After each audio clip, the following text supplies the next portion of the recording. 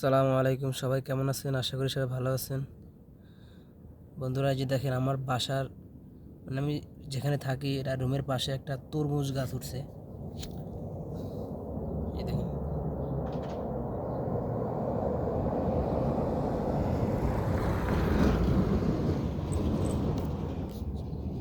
তরমুজ গাছটা আমার সামনেই, এত পরিমাণ রোদে একবারে টিকে থাকার মতো না। সৌদি আরবে তো প্রচুর রোদ, আপনারা জানেন।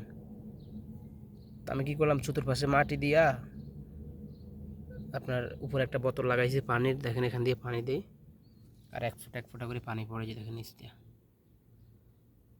তো এই পানি দেওয়ার কারণে 1 সপ্তাহ 10 দিনের ভিতরে দেখেন ছোট ছিল একদম, আর একদম মরে যাওয়া যায়, মাত্র একটা পাতা ছিল।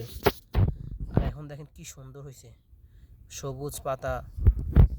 দেখেন কত বড় বড় পাতা ভাই বের হয়েছে এখন, খুবই সুন্দর লাগে এখন। এদেশে শুধু পানি দিলেই হয়, অন্য কিছু সার টার কিছু দেওয়া লাগে না মনে হয়। দেখেন একটু পানি দিছি, কি সুন্দর গাছটা, একটা পাতা ছিল আর এখানে এখন কতগুলা পাতা হয়েছে। এখন এই যে ডিকি বের হয়েছে, দেখেন খুব সুন্দর লাগতেছে।